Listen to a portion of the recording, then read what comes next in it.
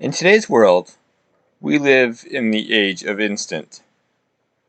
With Instant Pot, instant coffee, instant downloads, and Amazon next day delivery, we hardly have to wait very long for anything. No one likes a detour or delay in journey, whether we encounter a road under construction or traffic that halts our trek by half an hour. We may feel tempted to throw up our hands and say, "Why now? Why did this happen to me?" Ask any kid who has had to wait for summer vacation or for their birthday to come around again. They might tell you that they have been waiting forever. It can be hard to wait. Enter the Israelites, who had endured hundreds of years of slavery in Egypt. When God freed them through his servant Moses and by 10 plagues and the splitting of the sea, they must have thought that they'd arrive in the land of their dreams, the promised land, in no time.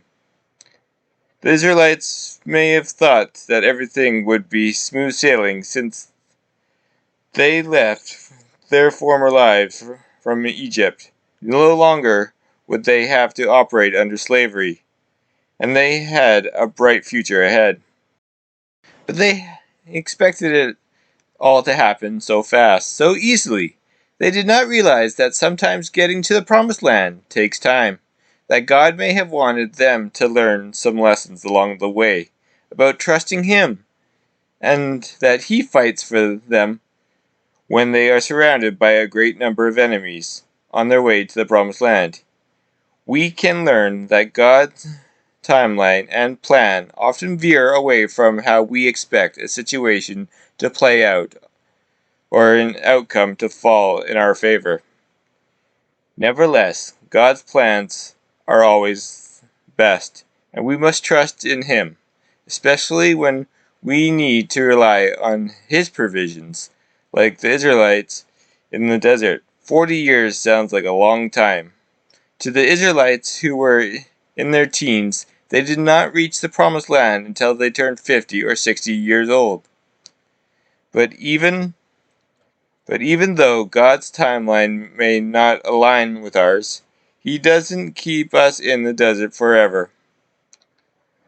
Whether the desert we're currently enduring is a trial, or if we think the desert as this world, limbo until we reach the promised land of paradise, God doesn't hold us in limbo forever. When we reach the promised land, since promised is in the title, God doesn't break covenants. And he won't keep us suspended in the desert for eternity. Whether our trial lasts for 4 years or 40, we will make it to the promised land. Hang in there, guys.